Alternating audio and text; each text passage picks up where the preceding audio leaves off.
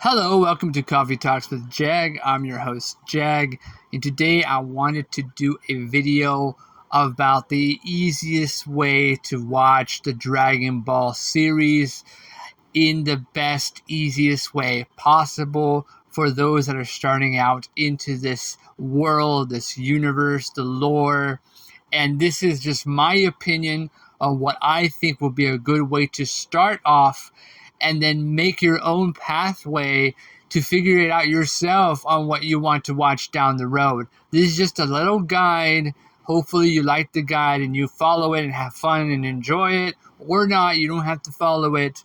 But this is just a way for you to get make a good icebreaker or a good kickstart into the Dragon Ball series franchise in general. And this is, to me, the best way and the easiest way to watch Dragon Ball Z. And this is all canon, by the way. It's not going to be non-canon material. It's all going to be canon. So whatever is canon, I'm going to use on this video. Dragon Ball Z Kai, or in the Japanese region, Dragon Ball Kai. Now, this is a revised version of Dragon Ball Z. But the reason why I put this first before anything else is because this is a great meat and potatoes of Dragon Ball Z overall. This is the way that Akira Toriyama envisioned it. Now, what they did is they tried to cut out filler. They tried to make it more keen to the manga, which is the very first foundation of Dragon Ball Z or Dragon Ball or anything related to Dragon Ball. Read the manga first. But Dragon Ball Kai or Dragon Ball Z Kai in North America, which is split up into Dragon Ball Z Kai and then Dragon Ball Z Kai, the final chapters. This is a great way to introduce the main character, other characters such as Gohan and Vegeta, and the overall battle between Frieza and the Saiyans. And the lore is just jam-packed with transformations, epic battles. You get right into the understanding of this series right off the bat from episode 1 all the way to the final episode of Dragon Ball Z Kai. And then Dragon Ball Z Kai, the final chapters, really does a well job of doing the entire Majin Buu arc. So Dragon Ball Kai covers the Saiyan Saga's arc, the Frieza Saga arc, and the Android Cell Saga arc, and the Dragon Ball Z Final Chapters covers the entirety of the Majin Buu Saga arcs. And they're fabulous. They're great. They're great ways to really break through and get into Dragon Ball Z Kai is a great way of really getting invested. Not only that, but you do get flashbacks of battles like between Goku and Piccolo Jr. You get flashbacks between the Red Ribbon Army. You get flashbacks of certain things from previous parts of Dragon Ball, such as Goku pretty much doing some things with his transformation and stuff like that. I'm not going to spoil it too much, but this is just a good way to really get invested in Dragon Ball. And the best way is Dragon Ball Z Kai. Now, the next thing to do is to watch Dragon Ball Z Battle of Gods.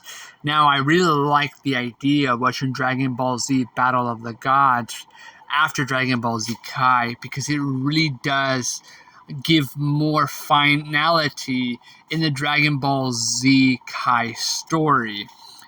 And watching Dragon Ball Z The Battle of the Gods movie really gives that ultimate final battle of Goku's greatest fight. And it's really epic to see, and it creates a brand new level for the series. Now, this film, Dragon Ball Z Resurrection F, should be the end cap of Dragon Ball Z Kai.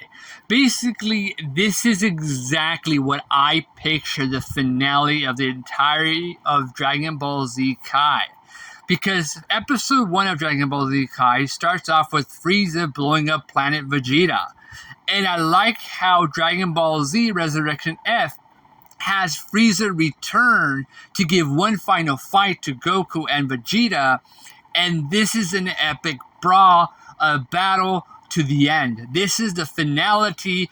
Although I did say Battle of the Gods is the finality, Battle of the Gods could be the penultimate of the finale, and Dragon Ball Z The Resurrection F is the finality for Goku and Vegeta as characters, as finally they are strong enough to go toe-to-toe with Frieza and finally put an end to Frieza's evil once and for all in a battle to decide who is the strongest. And it's a great ending to Dragon Ball Z Kai. Now, the next best thing to do is to watch Dragon Ball. Now, you have seen Dragon Ball Z Kai, and the reason why I put that is because you understand the story of the overall premise of Dragon Ball in general. But going back into the foundation is Dragon Ball. Dragon Ball is where everything starts in the anime. Dragon Ball Z Kai is a great starter, but Dragon Ball is the original start to the entire of the series. It's basically the adventures of an orphaned boy living in the forest who meets a nerdy, geeky, beautiful girl named Bulma, and the strongest human possible kid, Goku, as they team up to go collect the 7 Dragon Balls, and upon their journey, they meet other characters such as Krillin, Yamcha, Tien, Chaozu, Master Roshi, Puar, Yajirobe, Korin, and so much more. And they come into blows with many villains and adversaries that want their hands on the Dragon Balls, or they want to prove themselves as the strongest villains in the universe and things like that. So Goku has to pretty much always try to overcome every opponent that gets in his way. And it's interesting because you have seen Dragon Ball Z Kai, so in Dragon Ball you get to know all these characters that at one point they were all sort of bad guys in the beginning. Even Krillin, who was a rival to Goku in the beginning. Yamcha was a desert bandit. Tien was a rival school to Master Roshi, and so on and so on. You get to know them. So when you watch Dragon Ball Z Kai, you kind of get familiarized. But when you watch Dragon Ball, it sets up the lore. It sets up the world building of Goku's journey from Master Roshi's training to him climbing Korin's tower, to the lookout and training with Mr. Popo and Kami on the lookout, and things like that. All this is how Goku built up into becoming the hero he is later down the road in Dragon Ball Z.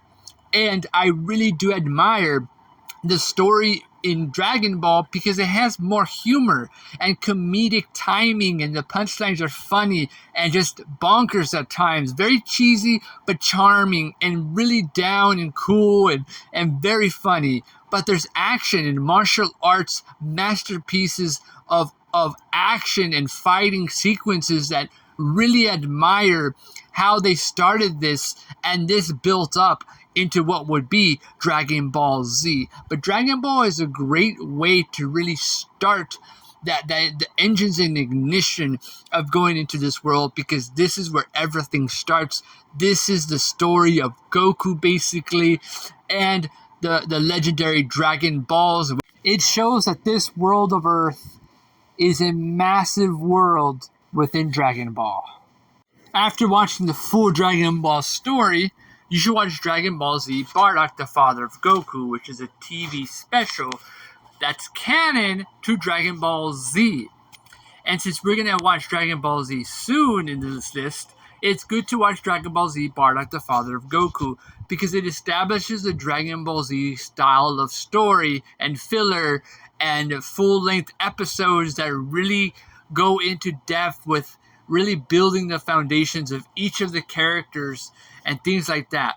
This really creates an understanding of Goku's father, and that the story is so interesting and dynamic that when you see him in Dragon Ball Z Kai, you kind of understand why he was going up against Frieza in the first place to battle him. Now, this has changed over the years and of Bardock and things like that. But this is the great way for a starter or starting Dragon Ball fan to enjoy Bardock, the father of Goku, to understand the real reason why Frieza destroyed Vegeta, Planet Vegeta, and Bardock's final stand against him. Now, going into the next phase of this list is watching Dragon Ball Z, the original anime after Dragon Ball. Watching Dragon Ball Z now is interesting because it gives more emphasis on Dragon Ball Z's filler episodes. It really brings in that cool factor of watching Yamcha playing baseball, seeing Tien training under a waterfall, and watching Piccolo train against himself or clone versions of himself, watching Gohan training alone in the wilderness, trying to survive, and you get to understand Gohan's levels of building into the character that he becomes and things like that. Even Goku's run on Snake Way is a long, long journey that he meets other characters along the way. And this format really transcends how important Dragon Ball Z is with filler, because it does give those slices of life and those really great plot points of creating great dynamic development of characters. Sometimes the filler arcs are just filler arcs, but sometimes they really give that punch that the anime deserves and it needs. And watching Dragon Ball Z and this sequence of this time, it really gives you an understanding of the overall love of Dragon Ball Z, because you start to understand just how massive and popular Dragon Ball Z the anime is. It is really the greatest, cheesiest thing to see. Why? The battles are longer, more detailed, more graphic. The transformations are longer and more drawing. The filler episodes are very engaging and very interesting. So watching Dragon Ball Z from the Saiyan saga to the Namek saga to the Captain Ginyu saga to the Frieza saga to the Garlic Jr. saga and to the Future Trunks saga. It gives a great flow into the next thing on this list. Dragon Ball Z, The History of Trunks, is another TV special. In fact, it's the second TV special of the Dragon Ball Z original anime. And this is a good way to really understand why Trunks comes to talk to Goku about what's happening. This is what happened in his timeline. And this is an interesting way of a what-if scenario and how Trunks could save the future because his past had been pretty much devastated. And it's an interesting story. It's really sad. It's really brutal. But it's important because of why Trunks is doing all this in the first place. And it really shows us that watching this will give us an understanding into watching the next complete Dragon Ball Z series moving forward. So we're back to watching Dragon Ball Z, but this time we're in over our heads. Because when Trunks arrives to the timeline that he said he should arrive, once again, his world had changed. And whatever is happening on Earth is much more dangerous than he had thought. Watching this part of Dragon Ball Z really gives us a better understanding. This Dragon Ball Z really covers the Android saga, the Imperfect Cell saga, the Perfect Cell saga, and the Cell Game saga. It also goes forward 7 years later into the World Martial Arts Tournament saga, the Babidi saga, the Majin Buu saga, the Evil Buu saga, the Fusion saga, and then finally the Kid Buu saga. All culminating in a final battle against the strongest creature in the world, Kid Buu. And that's right, Goku is over his head. Kid Buu really does pack the ultimate punch in the overall series. We have seen Beerus, we have seen Frieza, Golden Frieza, but Kid Buu is the strongest creature other than Beerus. So remember that. It was a lot to handle. The next thing you should watch is Dragon Ball Super. Now, we have seen Dragon Ball Z Kai. We have seen the Resurrection F, the Battle of the Gods. We have seen Dragon Ball, the original series. We have seen Dragon Ball Z in its entirety. Now it's safe to go into Dragon Ball Super. And Dragon Ball Super pretty much covers the same thing as the movie, only it's more filler, just like the anime of Dragon Ball Z. It has the Battle of Gods arc, or the Beerus arc saga. It's got the Resurrection F Golden Frieza saga, but it has new sagas, such as the Tournament of Power saga. It has the Goku Black saga arc, and the Power of the Gods tournament arc, which is the finale of Dragon Ball Super until it comes back. But that's pretty much where Dragon Ball Super really goes through. It's one full season, by the way, from the Beerus saga all the way to the Power Tournaments saga of the Gods, and then that's it. But we're not done yet, because there is a movie right after. Dragon Ball Super Broly is a great Dragon Ball film. It's probably the greatest Dragon Ball film. I'll do a Dragon Ball movie ranking down the road, but right now, just saying that Dragon Ball Super really does give so much to the story of Goku and Vegeta. More Vegeta, because we don't really know too much of Vegeta until this movie, and we understand more about Broly and even a little bit of Goku. Not too much, but this is more like a Vegeta and Broly story, and this kind of puts more emphasis on the overall Super Saiyan, God legendary fighting and powers and epic brawls. It's great. It's a great, awesome film. And Frieza gets smashed to smithereens by Broly, by the way. This was an interesting one, is Dragon Ball Super Hero. The reason why I find this one interesting is because Goku and Vegeta aren't even in this film. This gives Gohan, Piccolo, Krillin, Super Android 18, and other various lower leveled heroes a chance to shine. And I really admire that from the creator. They really did a great job of letting us know that it's not always about Goku and Vegeta. It can be about Gohan and Piccolo. It can be about Yamcha, Tien, Chaozu and Krillin and Master Roshi. It can be about anyone in the Dragon Ball universe and series. It can be about Planet Sadala. It can be about Android 17 trying to protect the forest from an evil organization. You see where I'm going with this? Like, this lets us know that they're planning on really building up the overall characters of Dragon Ball universe.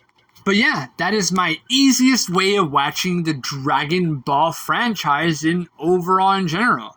Watching it from this perspective will give you a better guide and guidance into enjoying the Dragon Ball universe for the first time.